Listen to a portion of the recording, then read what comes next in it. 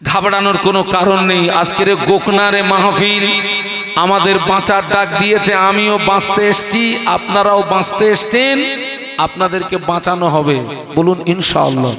দেখেন আরবের একজন টপ র্যাঙ্কের কবি, যার নাম হযরত হাসান বিন সাবিত রাদিয়াল্লাহু আনহু, যিনি একজন কবি হিসাবে সারা বিশ্বে খ্যাতি অর্জন করেছিলেন, যিনি জীবনের শুরুতে ইসলামের বিরুদ্ধে, নবীর বিরুদ্ধে প্রচুর কবিতা লিখেছিলেন, ইসলামের বিরুদ্ধে, নবীর বিরুদ্ধে প্রচুর কবিতা লিখেছিলেন। পরবর্তীতে উনি যখন ইসলাম গ্রহণ করলেন, অটোমেটিক তলোয়ারটা ঘুরে গেল। এবারে নবীর পক্ষে, ইসলামের পক্ষে আর কাফেরদের বিরুদ্ধে কবিতা লিখতে শুরু করলেন। একটু সুবহানাল্লাহ বলবেন না? ওই যে আল্লাহ নবীর মাথা কাটতে গেছিলেন কে? হযরত ওমর রাদিয়াল্লাহু আনহু। উনি তখন হালাতে কাফের। যে তলোয়ার নিয়ে বিশ্ব নবীর মাথা কাটতে গেছিলেন, ইসলাম কবুল করার পরে, ইসলাম গ্রহণ করার পরে সেই তলোয়ারটা কাদের দিকে ঘুরেছিল? কাফেরদের দিকে। ঠিক ততই বছর হাসান বিন সাবিত রাদিয়াল্লাহু আনহু জীবনের শুরুতে ইসলামের বিরুদ্ধে, নবীর বিরুদ্ধে প্রচুর কবিতা লিখেছেন। ইসলাম গ্রহণ করার পরে এবারে নবীর পক্ষে, ইসলামের পক্ষে, কাফেরদের বিরুদ্ধে। তো উনি যখন কাফেরদের বিরুদ্ধে যখন কবিতা লিখছিলেন, ওনার কবিতার তলোয়ারের আঘাতে কাফেরদেরকে মেরে তুলোধনা করছিলেন, কম তুলে, গোত্র তুলে তলোয়ার চালাচ্ছিলেন। আসলি তলোয়ারের চেয়ে কবিতার তলোয়ার আরো ডেঞ্জার। আসলি তলোয়ার দিয়ে 10-20 জনকে মারতে পারবেন, তার বেশি মারতে পারবেন না, আপনি নিজে দুর্বল হয়ে যাবেন, হাঁপিয়ে যাবেন। আর কবিতার তলোয়ার এত সিরিয়াস, কবিতার তলোয়ারে একটা জাতকে মেরে দেওয়া যেতে পারে, একটা কওমকে মেরে দেওয়া যেতে পারে। তো উনি যখন কাফেরদের বিরুদ্ধে যখন কবিতা লিখছিলেন, ওনার কবিতার তলোয়ারের আঘাতে কাফেরদেরকে মেরে একেবারে তুলোধনা করছিলেন, কম তুলে, গোত্র তুলে তলোয়ার চালাচ্ছিলেন। আল্লাহ নবী হাসানকে ডেকে বললেন, হাসান তুমি যেভাবে তলোয়ার চালাচ্ছ, তোমার তলোয়ারটা তো আমারও গায়ে লাগবে। এই তুমি যে কম তুলে কথা বলছো, গোত্র তুলে কথা বলছো। হাসান বিন সাবিত রাদিয়াল্লাহু আনহু বলেছে, হুজুর এই দেখুন আমি আপনাকে বাঁচাচ্ছি। হাসান বিন সাবিত রাদিয়াল্লাহু আনহু বলেছিলেন, ইয়া রাসূলুল্লাহ, হাবিবাল্লাহ, আটার খামিনের ভিতরে একটি চুল যদি পড়ে যায়, ওই চুলটাকে যদি টেনে বার করে নেওয়া হয়, ওই চুলের গায়ে যেমন আটা লাগতে পারে না, ওই চুলের গায়ে যেমন আটা লাগা অসম্ভব। ইয়া রাসূলুল্লাহ, হাবিবাল্লাহ, আমি কম তুলে তলোয়ার চালাচ্ছি ঠিকই, আমি গোত্র তুলে তলোয়ার চালাচ্ছি ঠিকই, ইয়া রাসূলুল্লাহ, আমি আপনাকে ওই রকমই চুলের মতো টেনে বার করে নেব, আমার তলোয়ারের আঁচ আপনার গায়ে লাগবে না। একটু বলুন না সুবহানাল্লাহ। তো আল্লাহ নবী বলেছেন, সমস্ত মানুষ ধ্বংস হবে, কার নাজাত পাবে মনে নেই? আলেম। আলেমের বাংলা মানে হচ্ছে জ্ঞানী বা জাননেওয়ালা, জ্ঞানী বা। আচ্ছা বাবা, এই 5 ওয়াক্ত নামাজ পড়তে হবে, রমজান শরীফে রোজা রাখতে হবে, টাকা থাকলে হজ করতে হবে, টাকা থাকলে যাকাত দিতে হবে, ওই যে আপনার গান শোনা যাবে না, লটারির টিকিট কাটা যাবে না, মিলন মেলায় যাবে আপনার যাওয়া যাবে না, পরের মাল আত্মসাৎ করা যাবে না, বোনের ফারাজ ফাঁকি মারা যাবে না, ভাইয়ের হক নষ্ট করা যাবে না, প্রতিবেশীর হক নষ্ট করা যাবে না। এই জাতীয় জ্ঞানগুলো, এই আপনারা যারা বসে আছেন, এই জাতীয় জ্ঞানগুলো আপনাদের প্রত্যেকের আছে না নেই? একটু কথা বলুন, আছে না? তাহলে এই জ্ঞান যদি আপনাদের থেকে থাকে, আপনারাও কি? আপনারাও আলেম। আর রাসূল বলেছেন সমস্ত মানুষ ধ্বংস হবে, আলেম নাজাত পেয়ে যাবে। নবীর হাদিস অনুযায়ী আপনারাও আলেম, আপনারাও নাজাত পেয়ে গেলেন। একটু বলুন সুবহানাল্লাহ। সেই জন্য মাহফিল দিতে হয়, মাহফিলে আসতে হয়, ওয়াজ নসিহত শুনতে হয়। আমার দৃষ্টিতে আপনারা শুধু আলেম না, আমার দৃষ্টিতে আপনারা মুফতিও বটে। মুফতি, মুফতি। হ্যাঁ, মুফতির কাজ কি? ফতোয়া দেওয়া। এখন যদি কোনো ফতোয়া ফারাজের দরকার হয়, সকলে তাকবীর দেন তো, নারায়ে তাকবীর। জোরে বলুন নারায়ে তাকবীর। আমাদের সকলের শ্রদ্ধার পাত্র হুজুর কিবলা, আমাদের সকলের শ্রদ্ধার পাত্র হুজুর কিবলা। নারায়ে তাকবীর। বাবা, ফতোয়া যদি দরকার হয় কোনো মুফতি সাহেবের কাছে যাবেন না, ফুরফুরা শরীফে যাবেন না। আমি একটা জায়গা বলে দিচ্ছি, ভালো করে বয়ান লিখে আপনাদের এলাকায় যেখানে সবচেয়ে বড় চায়ের দোকান আছে না, ওই কাগজটা ওইখানে দিয়ে আসবেন। একদম সত্যি কথা বলবেন, চার দোকানে মুফতিবাজি হয় না, হয় না? ওরে সর্বনাশ, কত বড় ফতোয়া দেবেন। ওখানে Iraq pass, Iran pass, Saudi Arab pass, Jordan pass, মিশর পাস, সব বড় বড় মুফতি বসে থাকে। চায়ের দোকানে রাজনীতি, ধর্মনীতি, সমাজনীতি, দুনিয়ায় যত নীতি আছে সব পাওয়া যায় কোথায়? আপনারাও আলেন, কিন্তু আল্লাহর নবী, আমার দিকে তাকান, আল্লাহর নবী আর এক ধাপ এগিয়ে গিয়ে বলছেন আলেম নাজাত পাবে না। একটু আগে কি বলেছেন? পাবে। আর এবারে বলছেন আলেম নাজাত পাবে না। আল্লাহ নবী বললেন আল আলিমুনা কুল্লুহুম গালিকুনা ইল্লা আল আমিলুন। আল্লাহ নবী বললেন সমস্ত আলেম ধ্বংস হয়ে যাবে, আলেম বরবাদ হয়ে যাবে, আলেম নাস্তে নাবুদ হয়ে যাবে, কেবলমাত্র আমলকারীরাই নাজাত পেয়ে যাবে।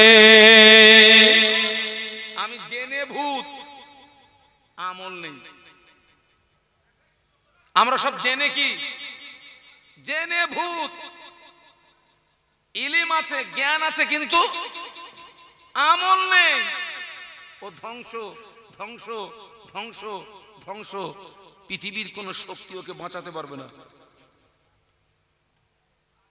আচ্ছা আপনারা বলুন তো, এই মাসটার আগের মাসের নাম কি ছিল আরবিতে? রজব মাস। বাহ, ওই রজব মাসের 27 তারিখে বিশ্ব নবীর সঙ্গে আল্লাহ পাকের দিদার নসিব হয়েছিল। একটু সুবহানাল্লাহ বলবেন না? এবং ওই মেরাজের রাতেই তো বিশ্ব নবী আমাদের জন্য আপনার 5 ওয়াক্ত কি এনেছিলেন? নামাজ এনেছিলেন। আচ্ছা, এই যে নামাজ, 5 ওয়াক্ত নামাজ কার হুকুম? আল্লাহর হুকুম তো। আচ্ছা, কোন নারী আর কোন পুরুষের ভিতরে এই জ্ঞানটা নেই যে এই 5 ওয়াক্ত নামাজ আল্লাহর হুকুম? সব নারী সব পুরুষের মধ্যে এই জ্ঞানটা আছে না? কিন্তু সব নারী আর সব পুরুষের মধ্যে আমল আছে। সবাই নামাজ পড়ে, আবার আমরা দাবি করছি আমরা আল্লাহ আল্লাহ রসুলকে ভালোবাসি। নবী পাকের একজন সাহাবী আল্লাহ নবীকে জিজ্ঞাসা করেছিলেন, ইয়া রাসূলুল্লাহ, হাবিবাল্লাহ, মাতা সা, হুজুর কিয়ামত কবে হবে? একজন সাহাবী নবীকে প্রশ্ন করলেন, মাতা সা ইয়া রাসূলুল্লাহ। আল্লাহ নবী সাহাবীকে জিজ্ঞাসা করেছিলেন, ও বাবা সাহাবী, তুমি কিয়ামতের সংবাদ দিচ্ছ, কিয়ামতের খবর নিচ্ছ, কিয়ামতের জন্য কি অর্জন করেছো বলো, কিয়ামতের জন্য কি সঞ্চয় করেছো বলো। ওই সাহাবী জবাব দিয়েছিলেন, ইয়া রাসূলুল্লাহ, হাবিবাল্লাহ, আমি কিয়ামতের জন্য কিছুই অর্জন করতে পারিনি, আমি কিয়ামতের জন্য কিছুই সঞ্চয় করতে পারিনি, তবে আমি আল্লাহ আল্লাহ রসুলকে ভালোবেসেছি। আল্লাহ নবী ঘুরিয়ে বলেছিলেন, ও বাবা সাহাবী, তোমার দাবি যদি সত্য হয়, তুমি আল্লাহ আল্লাহ নবীকে ভালোবেসেছো, তোমার এই দাবি যদি সত্য হয়, কিয়ামতের ময়দানে ওই দাবি তোমাকে নাজাত করিয়ে দেবে। মানে আমরা যে আল্লাহ আল্লাহ নবীর ভালোবাসার দাবি করছি, এই দাবির সত্যতা প্রমাণ করাতে হয় বাবা। তারপরে জান্নাত। জান্নাত কিন্তু মামুর বাড়ি না, শ্বশুর বাড়ি না।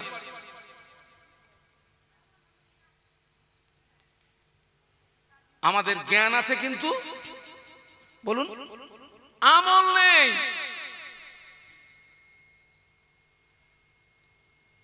মদিনার মসজিদে নববী শরীফে আজান হয়ে গেল।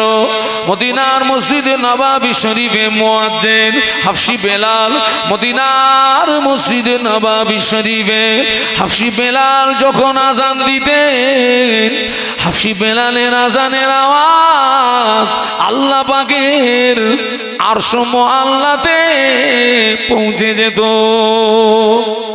একটু মহব্বতে বলা যাবে? মদিনার মসজিদে নববী শরীফে আজান হয়ে গেল। সাহাবীরা মসজিদে চলে এসেছেন, টোটাল সাহাবীরা মসজিদে চলে এসেছেন। একজন ব্যক্তি মসজিদে আসেননি, তিনি হলেন বিশ্বনবী মুহাম্মাদুর রাসূলুল্লাহ সাল্লাল্লাহু আলাইহি ওয়াসাল্লাম। কেন আসেননি? আল্লাহ নবী এত অসুস্থ, আল্লাহ নবী এত দুর্বল, বিশ্বনবীর উঠে দাঁড়ানোর মতো ক্ষমতা নাই। সাহাবীরা সব মসজিদে চলে এসেছেন, আল্লাহ রসুল মসজিদে আসেন। এত অসুস্থ, এত দুর্বল, আল্লাহ নবীর উঠে দাঁড়ানোর মতো ক্ষমতা নেই। সাহাবীরা মসজিদে এসেছেন ঠিকই, কিন্তু নামাজ শুরু করতে পারছেন না।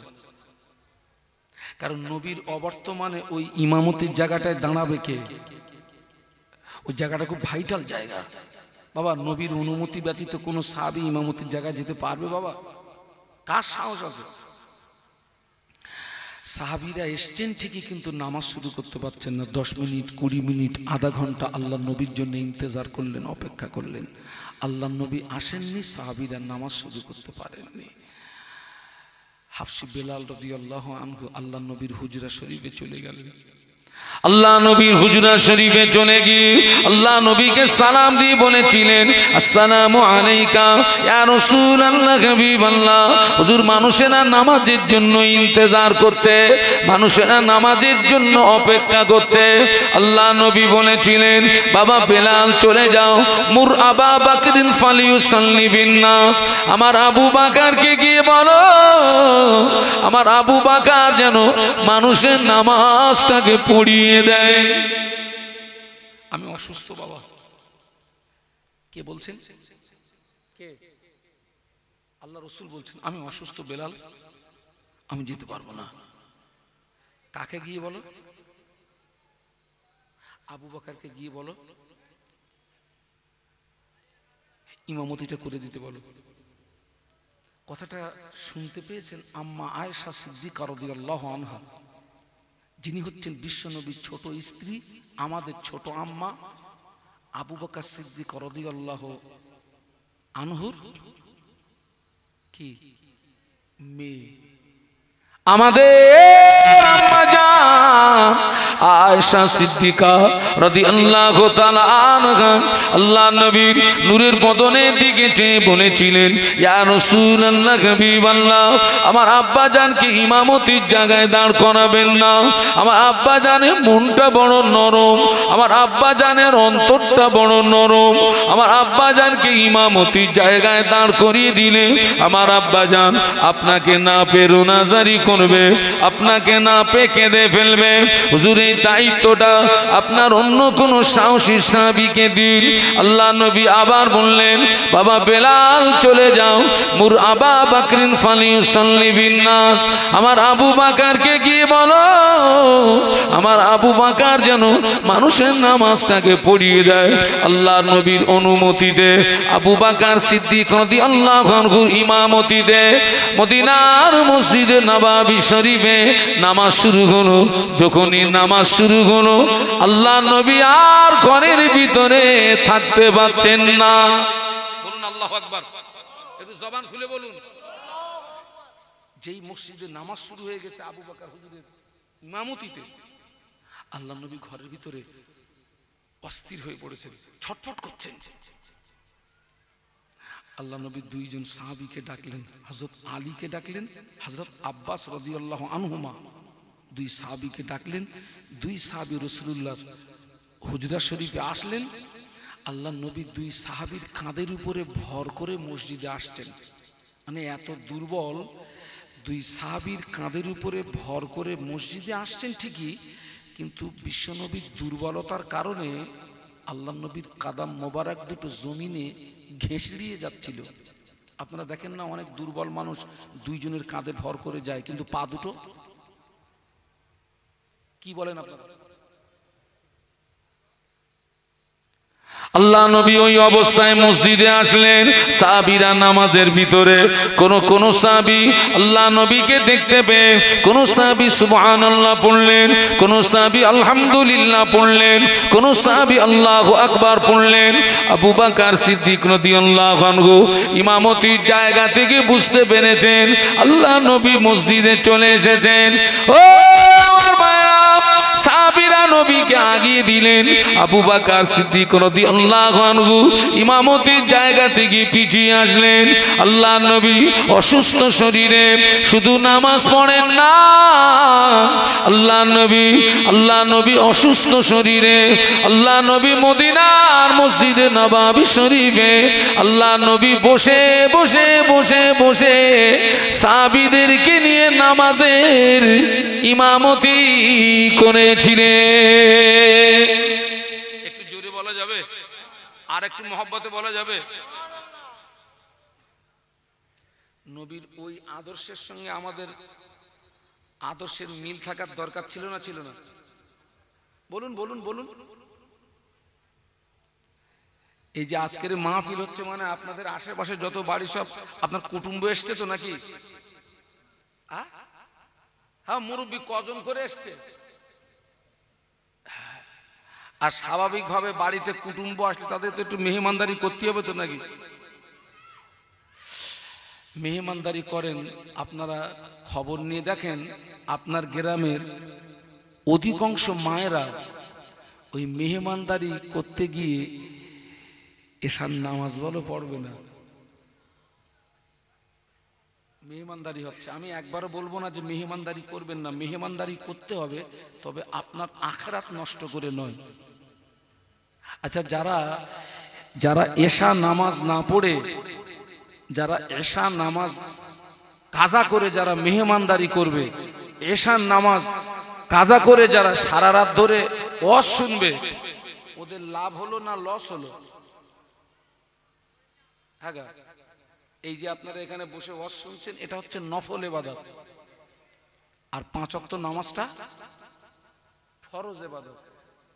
তাহলে যিনি এশার নামাজ বাদ দিয়ে এই কাজে বা ওই কুটুম্বিতের কাজে মশগুল আছে, আমি তার দৃষ্টান্তটা এইরকম দেব, তোমার 1 টাকা হারিয়ে গেছে, তুমি 5 টাকার মোমবাতি কিনে খুঁজতেছ।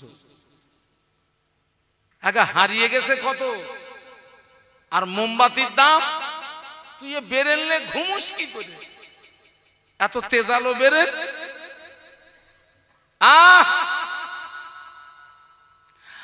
আল্লাহ নবী তো আজকের অসুস্থ শরীরে মসজিদে এসছেন। ওই অসুস্থতার পিরিয়ডে এমনও দিন চলে গেছে টোটালে রাসূলুল্লাহ আসেননি। আবু বকর সিদ্দিক রাদিয়াল্লাহু আনহুর ইমামতিতে নামাজ হচ্ছে। আল্লাহ নবী বলেছিলেন, ও বিবি আয়েশা সিদ্দিকা রাদিয়াল্লাহু তাআলা আনহা, আমার মাথাটাকে একটু উঁচু করে ধরো। আল্লাহ নবী এত অসুস্থ, মাথা মোবারক উঁচু করার মতো ক্ষমতা নাই। বিবি আয়েশা, আমার মাথাটাকে একটু উঁচু করে ধরো। আম্মা জান, আল্লাহ নবীর মাথা মোবারকটাকে উঁচু করে ধরলেন। ঘরের পর্দাটাকে সরিয়ে দেওয়া হলো। ঘরের পর্দাটা যখন সরিয়ে দেওয়া হলো, মদিনার মসজিদ আল্লাহ নবীর হুজরা শরীফ ওপেন হয়ে গেল। আল্লাহ নবী সাহাবীদের নামাজের দিকে তাকিয়ে আল্লাহ নবীর নূরের চোখ দিয়ে দাদ্দার দাদ্দার দাদ্দার করে পানি গড়িয়ে যায়। আমাদের আম্মা জান আয়েশা সিদ্দিকা রাদিয়াল্লাহু তাআলা আনহা আল্লাহ নবীর নূরের বদনের দিকে চেয়ে বলেছিলেন, ইয়া রাসূলুল্লাহ হাবিবাল্লাহ মা ইউবকিকা, কোন দুঃখে আপনি কাঁদছেন, কোন কষ্টে আপনি কাঁদছেন? আল্লাহ নবী বললেন, আয়েশা, আজকের কান্নাটা আমার দুঃখের কান্না নয়, আজকের কান্নাটা আমার বেদনার কান্না নয়।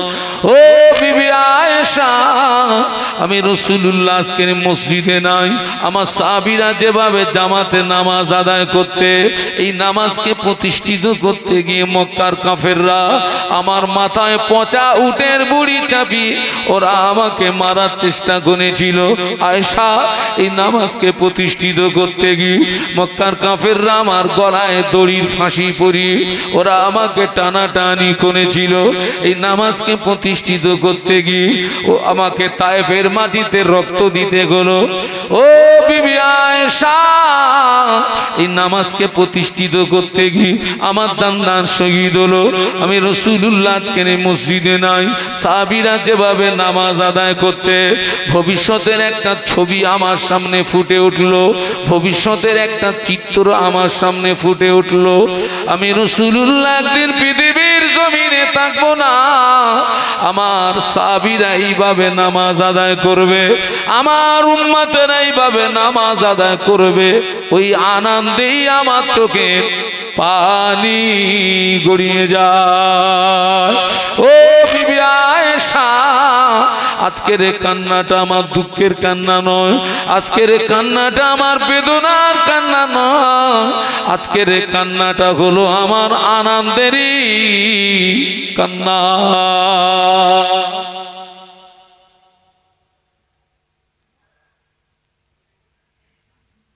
জ্ঞান আছে, আমল নেই।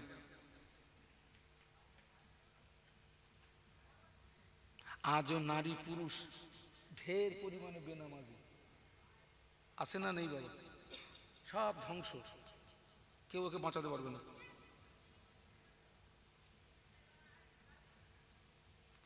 একটু দরুদ শরীফ আল্লাহুম্মা মোহাব্বতের সঙ্গে জোরে জোরে পড়েন, সাল্লি আলা।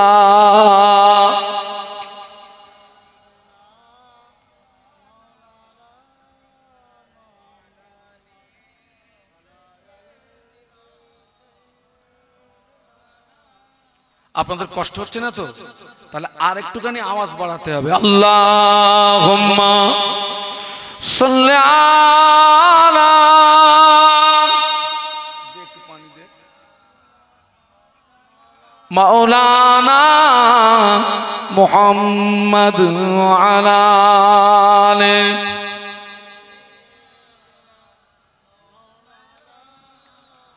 একটু কলেমার জিকির, লা ইলাহা ইল্লাল্লাহ।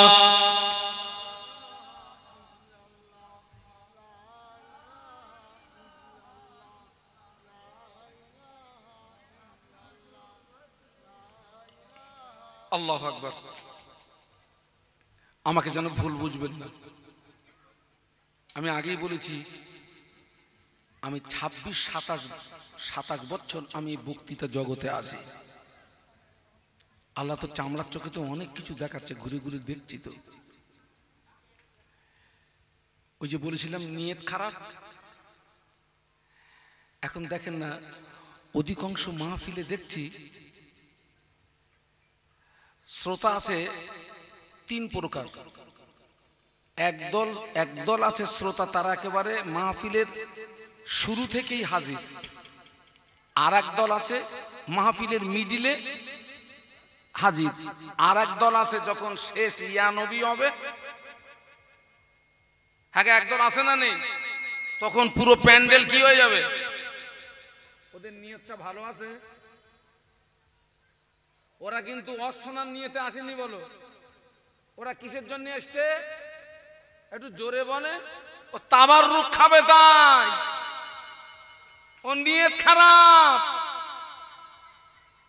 অধিকাংশ মাহফিলে দেখছি তো যেই বলছে ইয়া নবী শেষে একদম সব একেবারে পিঁপড়ের মতো নাচতেছে, সব বলছে হুজুর আমরা যা রান্না করেছি মালে শর্ট পড়ে যাবে। আল্লাহ হেদায়েত নসিব করেন, বলুন আল্লাহুম্মা আমিন। আজকে যেই মানে কি বলে মাহফিলটা হচ্ছে, এই মসজিদের আন্ডারে যতগুলো বাড়ি, প্রত্যেকটা বাড়ি থেকে যদি একজন করে মানুষ এখানে আসে, একজন করে মানুষ, জায়গা দেওয়া যাবে না। ও বেঈমান বেদিনেরা, কুফারে কুরাইশরা আল্লাহ নবীকে এত মার মারলো, আল্লাহ নবীকে এত প্রহার করলো, আল্লাহ নবীর সমস্ত শরীরটা রক্তাক্ত হয়ে গেল, আল্লাহ নবীর সমস্ত শরীরটা খুন আর খুন হয়ে গেল। আল্লাহ নবী বেহুশ হয়ে জমিনে পড়ে গেলেন। বেঈমান বেদিনেরা মনে করলো মুহাম্মদ জনমের মতো মারা গিয়েছে, মুহাম্মদ জনমের মতো বিদায় নিয়েছে। ওরা তখনও মারামারি করবে, ওরা তখনও কাটাকাটি করবে। ওই রকম করুণ পরিস্থিতিতে হযরত আবু বকর সিদ্দিক রাদিয়াল্লাহু আনহু ছুটে গিয়ে আল্লাহ নবীকে পাঁজা করে তুলে নিয়ে একটুখানি দূরে একটা আঙুর বাগানের ভিতরে প্রবেশ করে আবু বকর সিদ্দিক রাদিয়াল্লাহু আনহু আল্লাহ নবীকে কোলের উপরে বসিয়ে নিলেন। আল্লাহ নবীর মাথা মোবারকটা আবু বকর সিদ্দিক রাদিয়াল্লাহু আনহুর হাতের উপরে।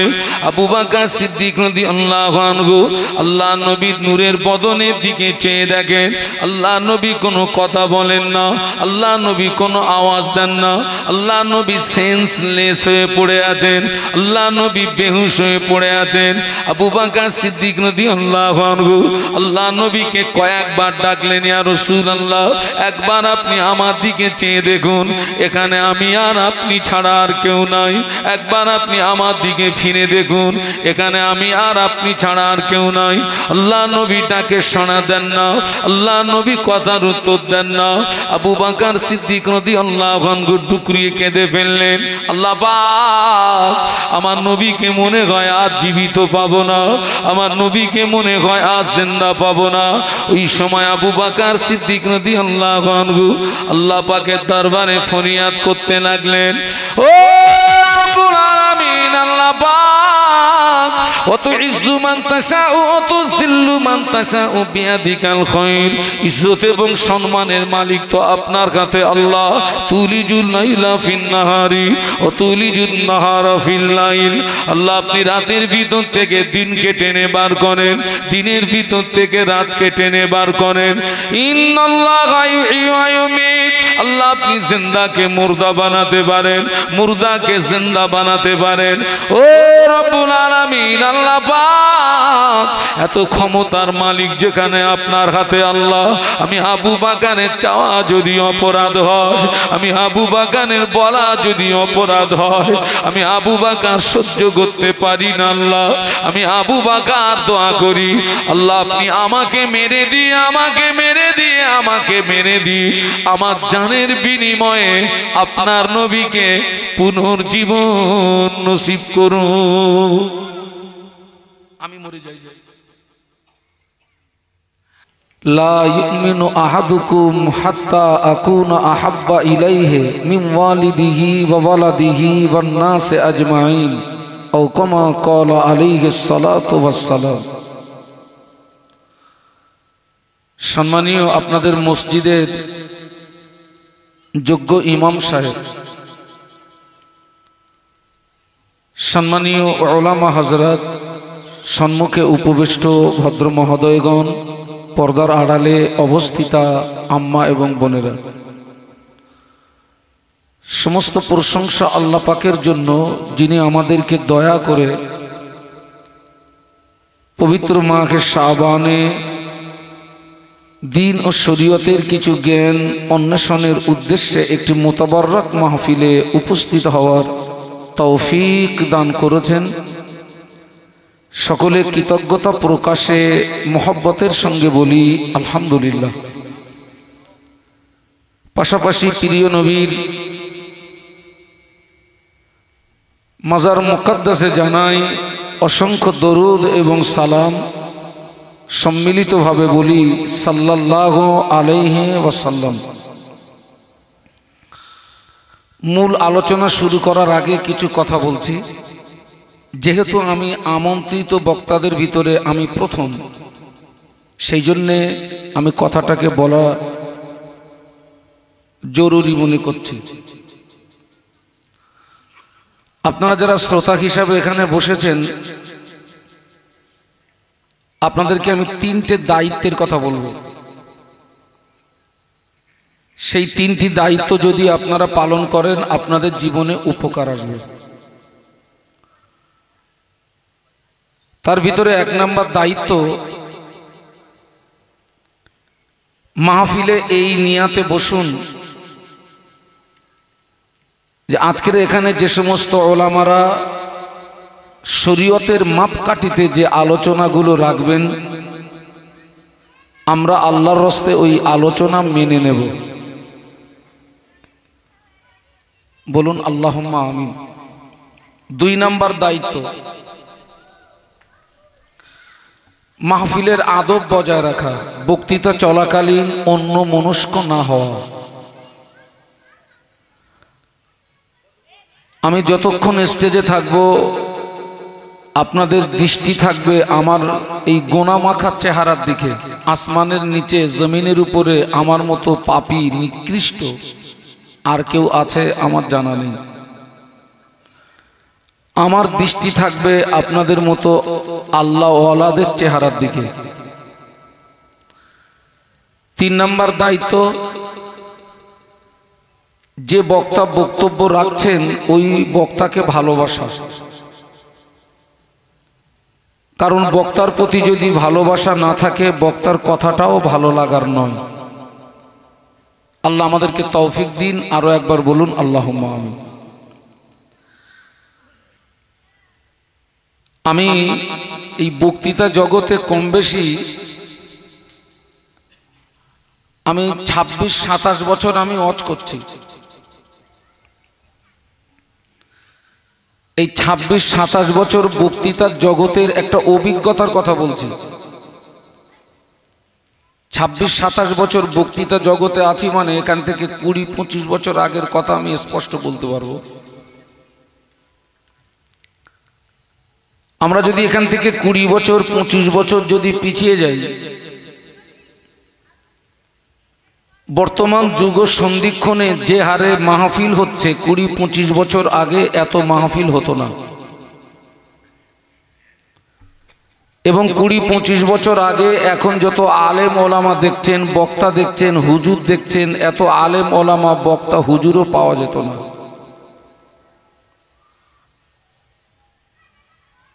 কুড়ি 25 বছর আগে মাহফিলের সংখ্যা ছিল কম, আলেমের সংখ্যা ছিল কম, কিন্তু আমার দৃষ্টিতে পরিবর্তনের সংখ্যা ছিল বেশি।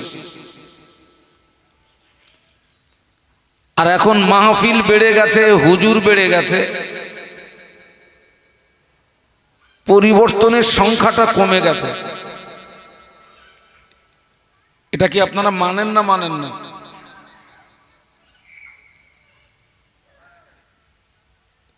কিন্তু হওয়া উচিত ছিল যে মাহফিল বেড়েছে, হুজুর বেড়েছে, মানে পরিবর্তনের সংখ্যা বাড়ার কথা ছিল। এর কারণ হচ্ছে মাহফিল দিলে হবে না, মাহফিলে আসতে হবে। আসলে হবে না, মাহফিলে বসতে হবে। মাহফিলে বসলে হবে না, ওয়াজ নসিহত শুনতে হবে।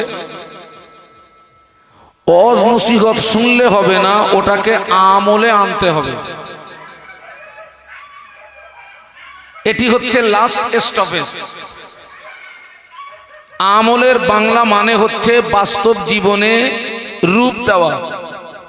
আমি যে কথাগুলো বলবো সেই কথাগুলোকে আপনারা মেনে নিয়ে যদি বাস্তব জীবনে রূপ দিতে পারেন, ওর নামই হচ্ছে আমল করা।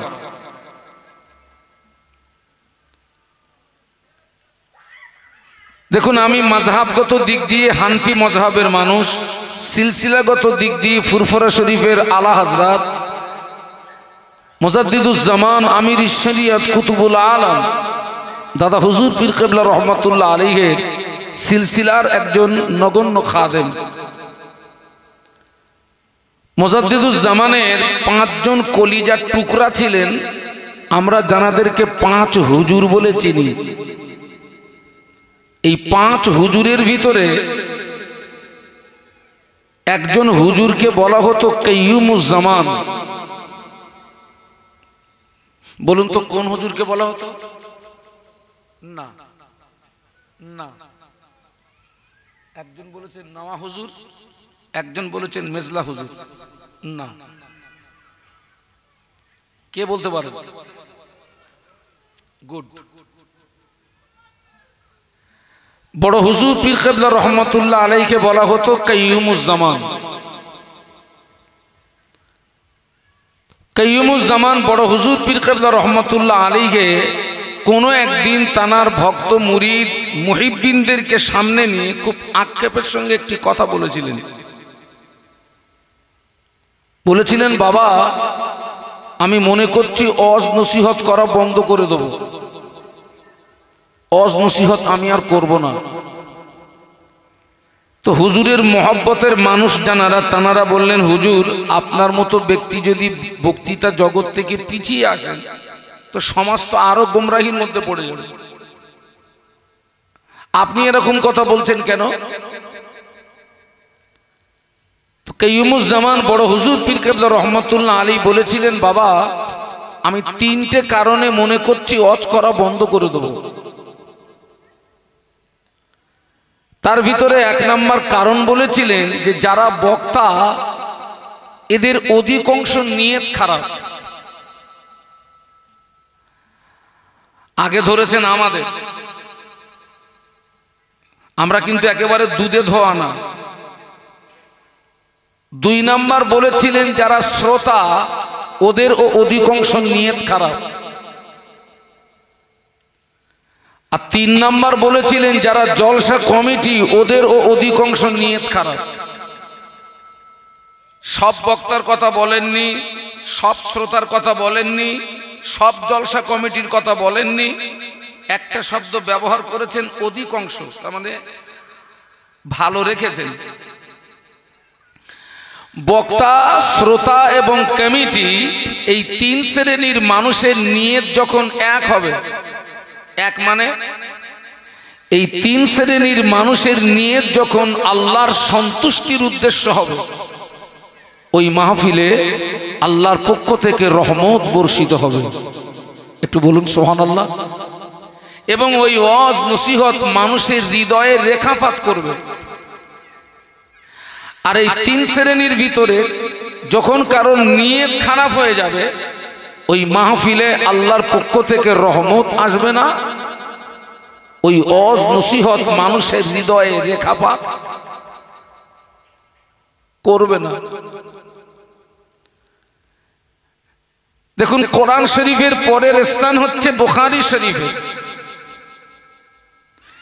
ইমাম বুখারী রহমতুল্লাহ আলাইহি যে হাদিস শরীফ দিয়ে উনি কিতাব লেখা শুরু করেছিলেন, যে হাদিস শরীফের সঙ্গে ইমানের কোনো সম্পর্ক নেই, নামাজের কোনো সম্পর্ক নেই, হজ যাকাতের কোনো সম্পর্ক নেই, দান খায়রাতের কোনো সম্পর্ক নেই। হাদিসটি ছিল ইন্নামাল আমালু বিন্নিয়াত। বান্দার সমূহ কাজ নির্ভর করে তার নিয়তের উপরে।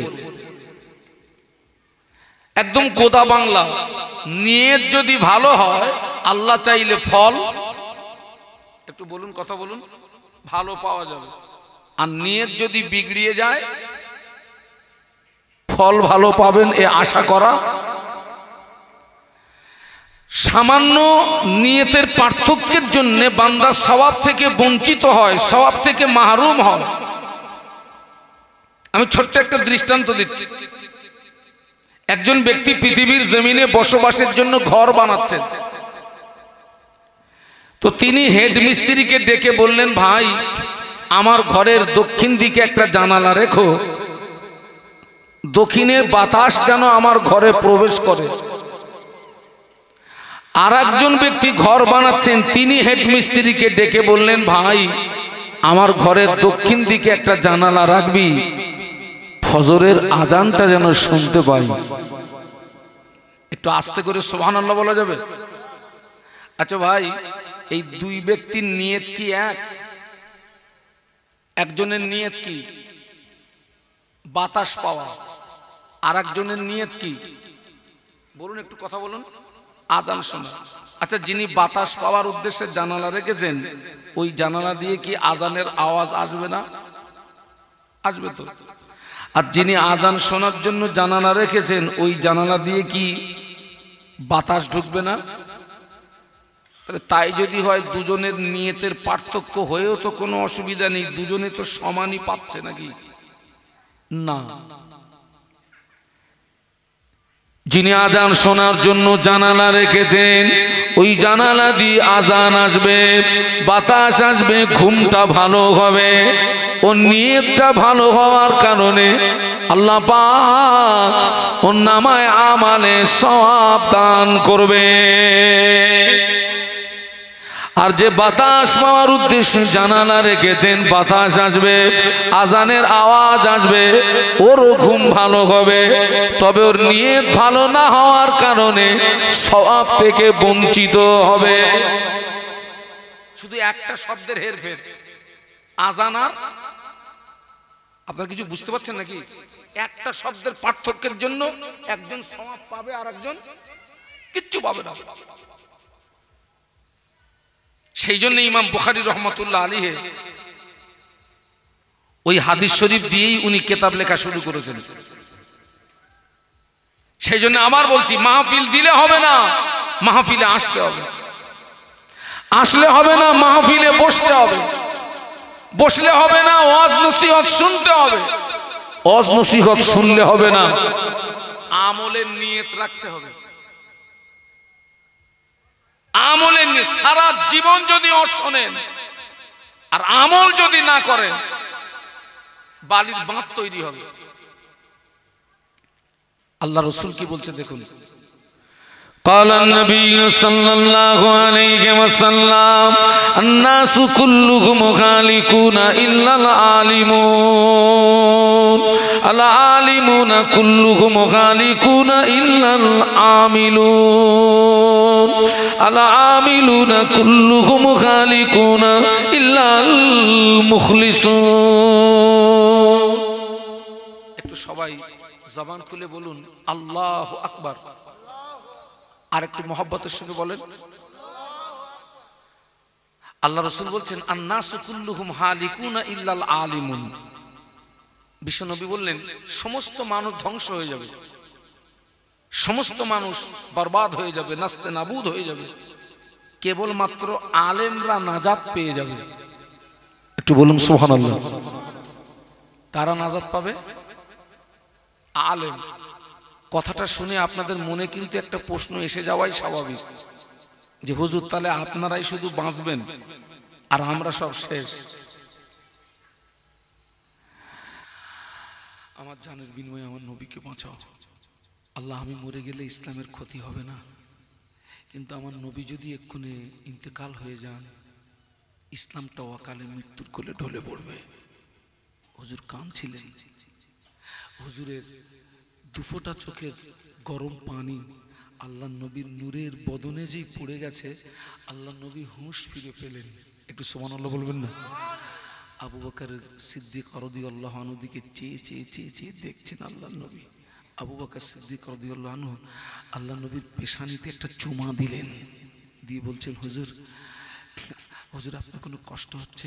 শারীরিক কষ্ট, নিঃশ্বাসের কষ্ট, কোনো কষ্ট, দমের কোনো কষ্ট? আল্লাহ নবী বললেন আবু বকর আমার কষ্ট হচ্ছে কিনা পরে বলবো। আবু বকর আগে বলো না, সূর্য কি অস্তমিত গেছে? জানো আমার এখনো আসরের নামাজটা পড়া হয়নি। একটু সুবহানাল্লাহ বলতে পারলেন না? আমার কষ্ট হচ্ছে কিনা পরে বলবো, আগে বলো সূর্য ডুবে গেছে। হুজুর এখনো সূর্য ডুবে যায়নি, সূর্য ডুবে যাবার পূর্ব মুহূর্ত, আর কিছু সময় পরে সূর্য ডুবে যাবে। আল্লাহ নবী বললেন ও আবু বকর, ও আবু বকর, আমার হাত দুটো ধরে দাঁড় করিয়ে দাও, আমি রাসূলুল্লাহ আসরের নামাজ আদায় করে নি। হযরত আবু বকর সিদ্দিক রাদিয়াল্লাহু আনহু বলেছিলেন ইয়া রাসূলুল্লাহ হাবিবাল্লাহ, হুজুর আপনাকে এখন নামাজ পড়তে হবে না, আপনার সমস্ত শরীরটা রক্তাক্ত, সমস্ত শরীরটা খুন আর খুন, হুজুর আপনাকে এখন নামাজ পড়তে হবে না, হুজুর আপনি এখন একটু বিশ্রাম করুন, মাগরিবের নামাজের পরে নাই নামাজ কাজা পড়ে দেবেন, মাগরিব নামাজের পরে নাই নামাজ কাজা আদায় করে দেবেন। আল্লাহ নবী বললেন না ও বাবা আবু বকর একদিকে বেঈমানেরা আমাকে পাথর দিয়ে মেরেছে বাবা, আমার সমস্ত শরীরটা পাথরের আঘাতে জ্বালা যন্ত্রণা করছে, অপরদিকে যদি আমি নামাজ ছেড়ে দিই আমার রুহের যন্ত্রণা বেড়ে যাবে, আমার রুহের কষ্ট বেড়ে যাবে। ও আবু বকর পাথরের আঘাতের যন্ত্রণা সহ্য করতে পারছি, নামাজ ছেড়ে দিয়ে রুহের যন্ত্রণা সহ্য করতে পারবো না। ও আবু বকর আমার হাত দুটো ধরে একটু দাঁড় করিয়ে দাও, আমি আসরের নামাজটা আদায় করে নিই। আবু বকর সিদ্দিক রাদিয়াল্লাহু আনহু আল্লাহ নবীর হাত মোবারক দুটো ধরে দাঁড় করিয়ে দিলেন। আল্লাহ নবী ওই পরিস্থিতিতে আসরের নামাজ আদায় করেছিলেন। আর আমরা কি করি? আমরা ইচ্ছা করে কি করি? একটু কথা বলেন। নামাজ ছাড়ি না ছাড়ি না, আল্লাহ রাসূল বলছেন মান তারাকা সালাতাম মুতাআম্মিদান ফাকাদ কাফার, যে ব্যক্তি ইচ্ছাকৃত নামাজ ছেড়ে দিল ও কাফেরই কাজ করলো। কাফেররাও নামাজ পড়ে না, তুইও নামাজ পড়িসনি, তোর চরিত্র আর কাফেরের চরিত্রের ভিতরে কোনো পার্থক্য থাকলো না। আল্লাহ রাসূল বলেছেন যার ভিতরে নামাজ নেই তার ভিতরে দ্বীন নেই, যার ভিতরে নামাজ নেই তার ভিতরে দ্বীন নেই। আবার আমার সমাজে এক শ্রেণীর নারী পুরুষ আছে, বলে নামাজ পড়ি আর না পড়ি আমার আমার কি কথা বলে না, আমার মন ভালো। একটা শব্দ বলতাম তো আজকে আর বলবো না, তোমার মন ভালো। হ্যাঁ, আল্লাহ আমাদেরকে হেদায়েত দেন, বলুন আল্লাহুম্মা আমিন। তাহলে আলেম ধ্বংস হয়ে যাবে, নাজাত পাবে কারা? মনে নেই কারা? আমলকারী, আমলকারী, আমলকারী নাজাত পাবে, আমলকারী নাজাত পাবে। সুবহানাল্লাহ বলুন। তাহলে আমাদের আজকের থেকে কি করতে হবে? আমল। আল্লাহ যেন আমাদেরকে তৌফিক দেন, বলুন আল্লাহুম্মা আমিন। কিন্তু আল্লাহর নবী আরেক ধাপ এগিয়ে গিয়ে বলছেন আমলকারীও নাজাত পাবে না। আমলকারীও, আল্লাহ নবী বললেন আল-আমিলুনা কুল্লুহুম গালিকুনা ইল্লাল মুখলিসুন। আল্লাহ নবী বললেন সমস্ত আমলকারী ধ্বংস হয়ে যাবে, আমলকারী বরবাদ হয়ে যাবে, আমলকারী নাস্তেনাবুদ হয়ে যাবে। কেবলমাত্র যারা ইখলাসের সঙ্গে, খুলুসিয়াতের সঙ্গে, লিল্লাহ আল্লাহকে রাজি করানোর জন্য, আল্লাহকে খুশি করানোর জন্য, আল্লাহকে সন্তুষ্টি করানোর জন্য যারা আমল করবে ওই আমলকারীরাই নাজাত পেয়ে যাবে। আপনি নামাজ পড়েছেন, আমল করেছেন, আপনার উদ্দেশ্য হলো লোকে আপনাকে নামাজি বলবে, তাই ওই নামাজিটা ধ্বংস হয়ে যাবে। আপনি রোজা রেখেছেন, আমল করেছেন, উদ্দেশ্য হলো লোকে আপনাকে রোজাদার বলবে, তাই ওই রোজাদারটা ধ্বংস হয়ে যাবে। আপনি হজ করেছেন, আমল করেছেন, উদ্দেশ্য হলো লোকে আপনার ডিগ্রি বাড়বে, তাই ওই হাজি ধ্বংস হয়ে যাবে। কথা বুঝতে পারছেন নাকি? আমল করার পরেও কেন ওই নিয়ত খারাপ, লোক দেখানো নামাজ, লোক দেখানো রোজা, লোক দেখানো হাজি আছে না নেই? আগে বেই থাকানো নামাজ আছে, একটা বেই থাকানো নামাজ চেনেন? বেই থাকানো নামাজ কি নাম? মেয়ের বাপটা 5 ওয়াক্ত নামাজি, আর মেয়ের বাপের বাড়ির পাশে মসজিদ 5 ওয়াক্ত নামাজ বা জামাত পড়ে, আর ছেলের বাপ নামাজের ধার ধারে না, ছেলের বাপেরও একেবারে বাড়ির পাশে মসজিদ। এখন ওই মেয়ের বাপ এসছে ছেলের বাপের বাড়িতে, মানে বেই এসছে, একটু কথা বললি তো আমি একটু আগাই, বেই এসছে বেয়ের বাড়ি, আর মেয়ের বাপের চরিত্র কি? 5 ওয়াক্ত নামাজ কোথায় পড়ে? মসজিদে যায়, জামাতে পড়ে। জোহরের আজান হয়ে গেছে, উনি উজু করে মেয়ের বাপ মসজিদে যাচ্ছে, ছেলের বাপ চিন্তা করতেছে আজকে যদি বেয়ের সঙ্গে না যায় একটা মান সম্মানের ব্যাপার, অন্তত সম্মানটা। ও নামাজ কি আল্লাহ সন্তুষ্টির উদ্দেশ্য হলো না বেই থাকানো নামাজও? হ্যাঁ, বেই থাকানো। অনেক রোজাদার আছে এমনি রোজা রাখে না, বাড়ি কোনো লোকজন আসলি একটা মান সম্মানের ব্যাপার বলবে, হ্যাঁ তুই রমজান মাসে এরকম করতেছিস, দরকার নেই, অন্তত আজকের দিনটা একটু রোজা রেখে নেই। ও মালে সব হবে। বাস্তব বলছি না অবাস্তব বলছি?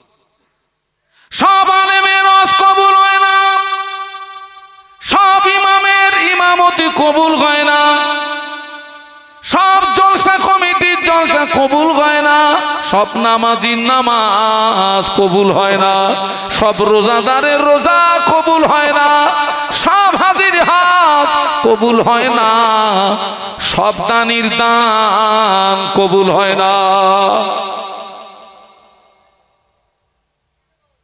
আবার বলছি, সব আলেমের ওয়াজ কবুল হয় না, সব ইমামের ইমামতি কবুল হয় না, সব নামাজির নামাজ কবুল হয় না, সব রোজাদারের রোজা কবুল হয় না, সব হাজির হজ কবুল হয় না, সব দানির দান কবুল হয় না। আপনার জীবনের কোনো ইবাদত যদি লোক দেখানোর উদ্দেশ্য হয়, আপনার জীবনের কোনো ইবাদত যদি অহংকারের সঙ্গে হয়, ওটা হবে শিরক। কি হবে ওটা? শিরক হবে ওটা। আপনার জীবনের কোন ইবাদত যদি লোক দেখানোর উদ্দেশ্য হয়, কোন ইবাদত যদি অহংকারের সঙ্গে হয়, ওটা শিরক হবে। আর আল্লাহ কোরআন শরীফের মধ্যে বলেছেন, ইন্নাল্লাহা লা ইয়াগফিরু আন ইউশরাকা বিহি ওয়া ইয়াগফিরু মা দুনা যালিকা লিমান ইয়াশা। আল্লাহ বান্দার জীবনের সমূহ গুনাহকে maaf করে, লেকিন শিরকের গুনাহকে maaf করে না, করে না। নিয়ত খারাপ, নিয়ত খারাপ, নিয়ত খারাপ, নিয়ত খারাপ, নিয়ত খারাপ। আমাদের জীবনের প্রত্যেকটা আমলের মূল টার্গেট হবে একটা, পরন্তু সেটা কি? আল্লাহ। বাহ বাহ। ইন্না সালাতি ওয়া নুসুকি ওয়া মাহইয়ায়া ওয়া মামাতি লিল্লাহি রাব্বিল আলামিন। আমার সঙ্গে পড়ুন, ইন্না সালাতি ওয়া নুসুকি ওয়া মাহইয়ায়া ওয়া মামাতি লিল্লাহি রাব্বিল আলামিন। আপনার জীবনের নামাজ, আপনার কুরবানি, আপনার বেঁচে থাকা, আপনার মরে যাওয়া, সব কিছুর মূল লক্ষ্য হবে আল্লাহকে রাজি করা, আল্লাহকে খুশি করা, আল্লাহকে সন্তুষ্টি করা। ওটা হলো খাঁটি আমল। ওই খাঁটি আমলকারীরা নাজাত পেয়ে যাবে, বাদ বাকি সব ধ্বংস হয়ে যাবে।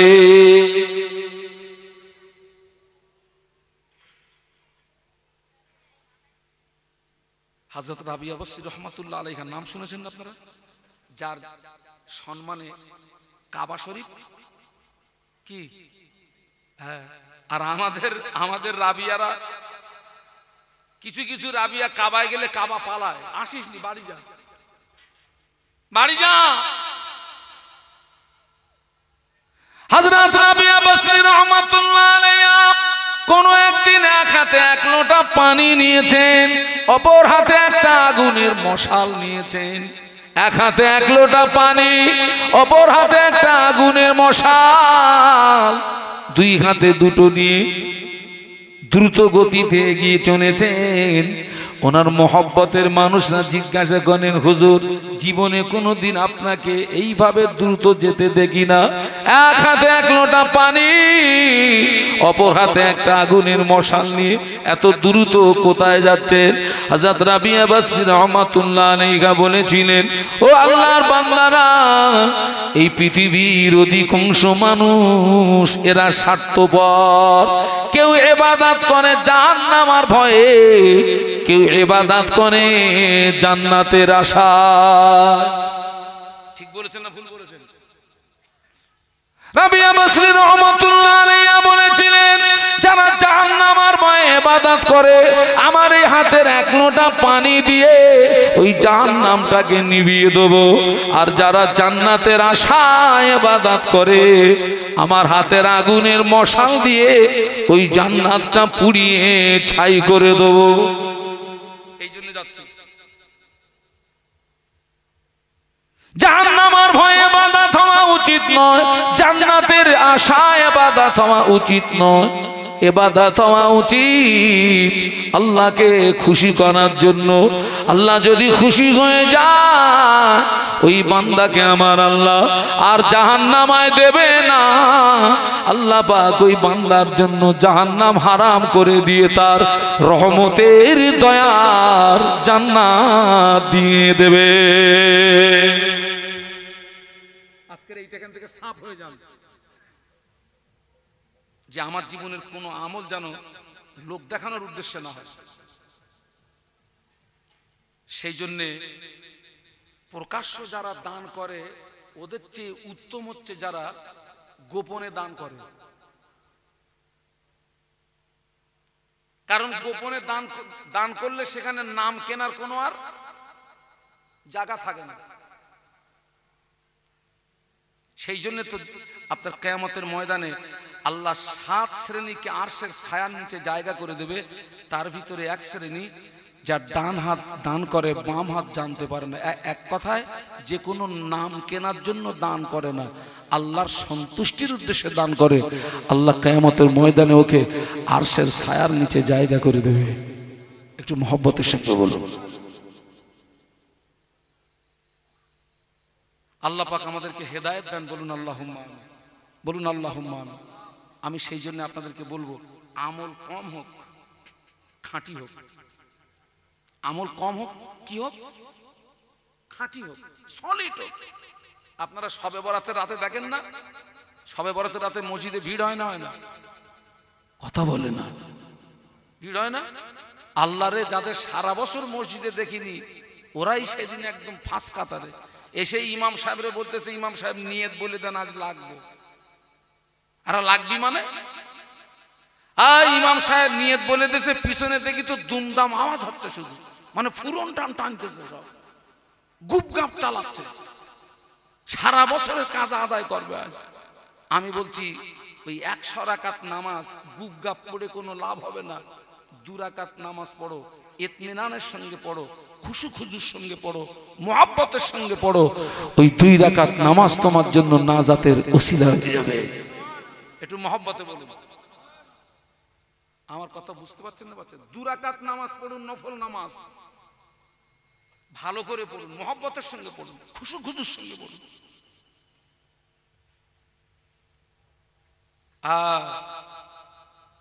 আমল কম, 4 ইমামের এক ইমাম, ইমামে আযম আবু হানিফা রাহমাতুল্লাহ আলাইহি, আল্লাহ পাক জানাকে 70 বছর হায়াত দিয়েছিলেন। ইমামে আযম আবু হানিফা রাহমাতুল্লাহ আলাইহি 70 বছরের ভিতরে 55 বার হজ করেছিলেন। ইমামে আযম আবু হানিফা রাহমাতুল্লাহ আলাইহি প্রতিদিন 5 ওয়াক্ত নামাজ ছাড়াও ঈশা নামাজের পরে 2 রাকাত করে নামাজে নিয়াত করতেন। আর এই 2 রাকাত নামাজে একবার করে আল্লাহ পাকের কোরআন শরীফ খতম করে দিতেন। ইমামে আযম আবু হানিফা রাহমাতুল্লাহ আলাইহি 40 বছর ঈশা রুজুতে ফজরের নামাজ আদায় করেছিলেন। একটু মহব্বতে বলা যাবে? 40 বছর কোন উজুতে কিসের নামাজ? ঈশা রুজুতে। ওই লোকটা 40 বছর রাতে ঘুমিয়েছে। হ্যাঁ, ঘুমালে উজু থাকে? 40 বছর রাতে ঘুমোয়নি। ওসব ভাবলে ব্রেনে কাজ করবে না, ঘুমির ট্যাবলেট খেয়েও ঘুম আসবে না।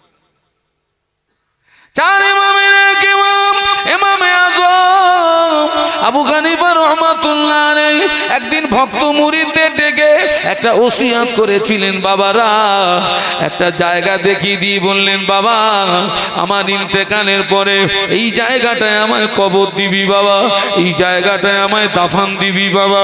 কবরের জায়গাটা নির্ণয় করে ইমামে আযম আবু হানিফা রাহমাতুল্লাহ আলাইহি কবরের পাশে দাঁড়িয়ে দাঁড়িয়ে দাঁড়িয়ে দাঁড়িয়ে দাঁড়িয়ে দাঁড়িয়ে 1000 বার নয়, 2000 বার নয়, 3000 বার নয়, 7000 বার আল্লাহ পাকের কোরআন শরীফ খতম করেছিলেন। কতবার? ওই লোকটা ছিলেন কাপড়ের সেলসম্যান, মানে উনি কাপড় বিক্রি করতেন। আমার দিকে তাকান, হুজুরের দোকান থেকে আল্লাহর এক বান্দা একটা কাপড় কিনে বাড়িতে গিয়ে ওনার স্ত্রীকে বলছে দেখো তো এই কাপড়টা তোমার জন্য এনেছি, তোমার পছন্দ হয় কেন হয় নাকি? আরে আমরা অনেক জিনিস কিনে আমাদের স্ত্রীকে দেখাই না, এই এটা তোমার জন্য এনেছি দেখো না। তো খরিদ্দারের স্ত্রী শাড়িটা উপর থেকে দেখে খুব ভালো, কিন্তু খুলে দেখে ওই শাড়ির ভিতরে নালফোট। আপনারা চেনেন তো নালফোট? তো খরিদ্দারের স্ত্রী বলছে এ শাড়ি আমি নেব না, এ শাড়ি যেখান থেকে নিয়ে এসেছিলেন ওইখানে ফিরিয়ে দিয়ে আসুন, অন্য একটা শাড়ি আনুন। খরিদ্দারের স্ত্রীর দাবিটা ন্যায্য দাবি না অন্যায্য দাবি? বলুন, ন্যায্য দাবি। তো টাকা দিয়ে মাল নেবো তো ছাড়া মাল নেবো কেন? ও বেচারা শাড়ি নিয়ে সোজা ইমামে আজমের দোকানে, হুজুর এই শাড়িটা ফিরিয়ে নেন, অন্য একটা শাড়ি দেন। কেন রে বাবা? হুজুর এই শাড়ির ভিতরে নালফোট, আমার বিবির অপছন্দ, ফিরিয়ে দিয়েছে। বাস কথা বলা শেষ। ইমামে আজম আবু হানিফা রাহমাতুল্লাহ আলাইহি কচি বাচ্চার মতো কাঁদতেছে। খরিদ্দার বলেছিলেন আপনি জগতের ইমাম, হুজুর আপনি কাঁদবেন না, শাড়ি আমাকে ফিরিয়ে দিতে হবে না, শাড়ি আমাকে ঘুরিয়ে দিতে হবে না। হুজুর আপনি জগতের ইমাম, হুজুর আপনি কাঁদবেন না, আপনার চোখের পানি সহ্য করতে পারি না, হুজুর শাড়ি আমাকে ফিরিয়ে দিতে হবে না। হুজুর আপনি কাঁদবেন না, আপনি জগতের ইমাম, আপনার চোখের পানি আমি সহ্য করতে পারি না। ইমামে আজম বলেছিলেন ও আমার মান্না, আমি শাড়ি ফিরিয়ে দেওয়ার জন্য কাঁদি না, শাড়ি ঘুরিয়ে দেওয়ার জন্য কাঁদি না। কান্নার কারণ হলো এই শাড়ির ভিতরে কয়েকটা নালফোট থাকার কারণে তোমার বিবির যদি অপছন্দ হয়, তোমার বিবি যদি শাড়িটা ফিরিয়ে দিয়ে থাকে, কিয়ামতে ময়দানে আল্লাহ যদি আমাকে ডেকে বলে ইমামে আজম তোর নামাজে নালফোট, তোর রোজায় নালফোট, তোর হজে নালফোট, তোর দান সাদকায় নালফোট, তোর তাসবিহ তেলাওয়াতে নালফোট, আয় ইমামে আজম আমি আল্লাহ তোর ইবাদত ফিরিয়ে দিলাম। ওই চিন্তায় ওই ভয়ে আমার চোখের পানি গড়িয়ে যায়। একটু জোরে বলা যাবে, একটু মহব্বতে বলা যাবে? আমাদের ইবাদতে নালফোট আছে বলে মনে হয়? নালফোট না চাচা, আমার গায়ে ইবাদতে ঘোগা হয়ে গেছে, ঘোগা। আবার বলছি আমল কম হোক, কি হোক, সলিড সলিড সলিড হোক, কম খাই হালাল খাই। হালাল খেলে শরীর ভালো থাকবে, ইবাদত আমলগুলো কবুল হবে। আর হারাম মাল যদি এই পর্যন্ত গেঁদে দেন, বদহজম হবে, পেট খারাপ করবে, কলেরা হবে, মরণ হবে, ইবাদত আমল খানে খারাপ হয়ে যাবে। কম খাই হালাল খাই, আমল কম হোক সলিড হোক।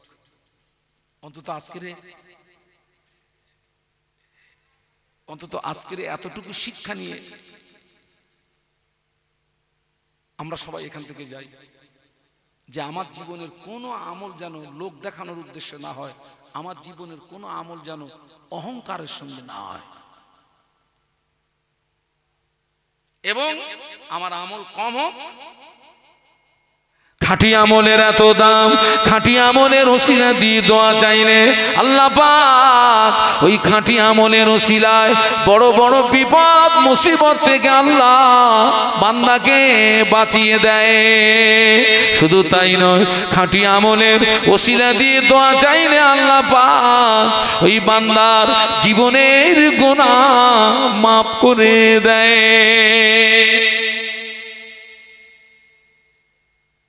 আল্লাহ মাফ করে দেবে। বড় বড় আল্লাহ পাক বিপদ মুসিবত থেকে আল্লাহ হেফাজত করবে, বড় বড় বিপদ মুসিবত থেকে আল্লাহ। ও আমার ভাইরা, একটা খাঁটি আমলের কথা বলি। বনি ইসরাইল গোত্রের 3 জন ব্যক্তি আল্লাহ জমিনে সফরে বেরিয়েছেন, আল্লাহ জমিনে ভ্রমণে বেরিয়েছেন।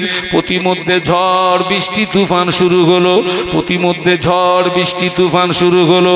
ওই 3 জন ব্যক্তি ঝড় বৃষ্টি তুফান থেকে বাঁচার জন্য একটি গুহার ভিতরে আশ্রয় নিল।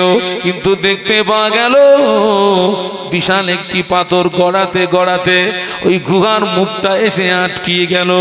এখন 3 জন ব্যক্তির জীবন যাওয়া ছাড়া কোনো রাস্তা নাই। ঝড় বৃষ্টি থেকে বাঁচার জন্য গিয়েছে কোথায়? গুহায়। আর এখন হচ্ছে আর এক বড় মুসিবত এসে গেছে। কি সেটা? বিশাল পাথর এসে পুরো গুহার মুখটা একদম ভাতের হাঁড়ির মুখে যেরকম সরা দিলি যেটা ওরা যে ভিতর থেকে ঠেলেও পাথর সরাবে, লাইন নেই। এখন 3 জনের জীবন যাওয়া ছাড়া কোনো রাস্তা নেই। এখন 3 জন খুব খুব টেনশনে পড়ে গেছে, খুব টেনশনে পড়ে গেছে। কি করি? 3 জন গুহার ভিতরে পরামর্শ করছে এই কঠিন মুসিবত থেকে বাঁচতে গেলে রাস্তা একটা। কার জীবনের কি কোন খাঁটি আমল আছে টেনে বার কর, একটু স্মরণ কর, মনে কর। আর ওই খাঁটি আমলের ওসিলা দিয়ে দোয়া চাই, আল্লাহ চাইলে গুহার মুখ থেকে পাথরটা সরিয়ে দেবে। বাবা, চোখ দুটো বন্ধ করে বিগত জীবনের আমলের দিকে তাকালে কোনটা খাঁটি আমল আর কোনটা ভেজাল ওটা একটু জানা যায় না? যায় না? হ্যাঁ, 3 জনের ভিতর থেকে একজন বলছে, ভাই রে, আমার একটা খাঁটি আমলের কথা মনে পড়ে গেছে, ভাই দোয়া কর।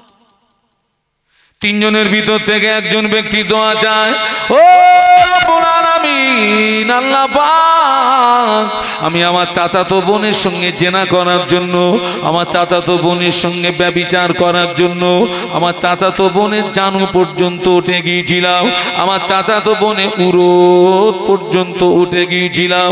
আমার চাচাতো বোন আমার দিকে চেয়ে বলেছিল, আল্লাহকে ভয় করো, আল্লাহকে ভয় করো, আল্লাহকে ভয় করো।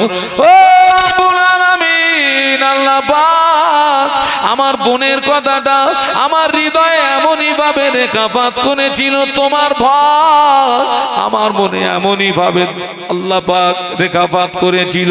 আমি জেনা থেকে সরে গিয়েছিলাম, অন্যায় থেকে পিছিয়ে এসেছিলাম। ও রব্বুল আলামিন, আল্লাহ পাক ওই আমলটা যদি তোমাকে রাজি করানোর জন্য করে থাকি, ওই আমলটা যদি তোমাকে খুশি করানোর জন্য করে থাকি, আজ বিপদে পড়ে গিয়েছি, মুসিবতে পড়ে গিয়েছি, গুহার মুখ থেকে পাথরটা সরিয়ে দাও। মোনাজাত করা শেষ, গুহার মুখ থেকে কিছুটা পাথর সরে গিয়েছে। ওই ছেলেটা যেখান থেকে পিছিয়ে এসছে, আপনার ওই জায়গা থেকে পিছিয়ে আসাটা সহজ না কঠিন? খুব কঠিন। ও চাচাতো বোনের উরোত পর্যন্ত উঠে গেছে। ও চাচাতো বোন ওকে বলেছে, আল্লাহকে ভয় কর। একটা কথা বলে যাচ্ছি, পুলিশ প্রশাসন দিয়ে মানুষের চরিত্র সংশোধন করা যায় না যতক্ষণ পর্যন্ত ওর ভিতরে আল্লাহর ভয় পয়দা না হয়। কার ভয়? ও চাচাতো বোন ওকে বলে, তুই করছিস কি রে? আল্লাহকে ভয় কর, আল্লাহকে ভয় কর। ও রব্বুল আলামিন, আল্লাহ আমার চাচাতো বোন যখনই এই কথা বললো, আমি আর থাকতে পারলাম না।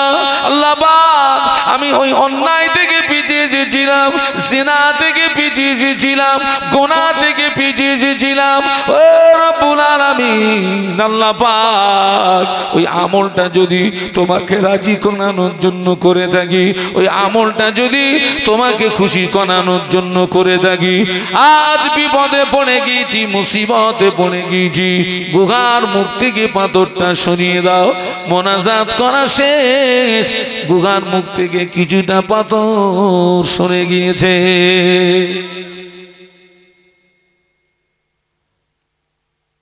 আল্লাহ আমাদের সকলকে শোনা বলার চেয়ে বেশি আমল করার তৌফিক দিন। বলুন আমি, বলুন আমি, বলুন আমি। আমি আপনাদের থেকে বিদায় নেব, হুজুর কেবলা আসবেন, তার আগে আমি আপনাদেরকে একটা দাওয়াত দিই। আমি একটি প্রতিষ্ঠানের দায়িত্বে আছি, যে প্রতিষ্ঠানটির নাম আল আমিন মাদ্রাসা ও এতিমখানা। এটি বসিরহাটের ইটিন্ডার সংলগ্ন, গ্রামটির নাম আখারপুর, যার বাৎসরিক ইসালের সব আগামী 24 এবং 25শে মাঘ, অর্থাৎ আগামী শুক্রবার এবং শনিবার আমি আপনাদেরকে খাসভাবে দাওয়াত করছি। পারলে যাবেন, না যেতে পারলে একটু দোয়া করবেন। 24 তারিখে এলাকার আলেম ওলামারা থাকবে। আপনার 25 তারিখে বাদ মাগরিব আপনার জিকিরের মজলিস অনুষ্ঠিত হবে।